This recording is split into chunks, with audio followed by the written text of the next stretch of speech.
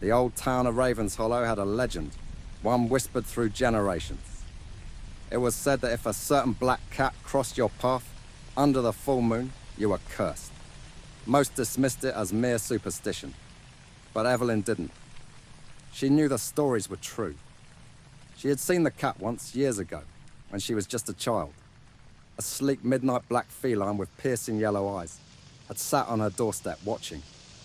That same night, her mother had fallen mysteriously ill, her strength fading until she was nothing more than a shadow of herself.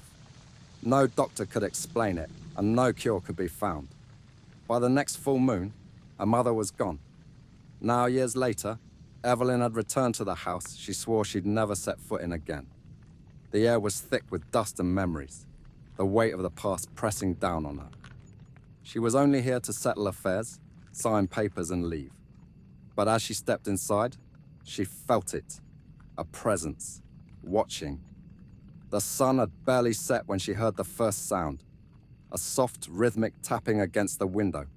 When she turned, her blood ran cold. There it was, the black cat, its golden eyes locked onto hers, unblinking. A shiver ran through her spine. She told herself it was just a cat, nothing more. But when she turned away, a whisper brushed against her ear. A voice hollow and distant. You should not have come back. Evelyn spun around. The room was empty, yet the shadows seemed to shift. The cat was gone. The wind howled outside as she moved through the house, lighting candles, trying to shake the creeping dread coiling around her. But then footsteps. Soft, deliberate, paws padding across the wooden floor. Evelyn swallowed hard and turned toward the hallway. The cat sat there, its dark form barely distinguishable from the shadows, but it was no longer alone. Behind it, figures emerged, twisted, spectral forms, their hollow eyes filled with sorrow and rage. The cursed souls of those who had crossed the black cat's path.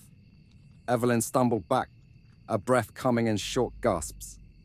The cat's tail flicked, and the shadows surged forward. She tried to run, but the room seemed to shift around her, the walls stretching, the doorways vanishing into darkness. A chilling voice echoed from the void. You belong to us now.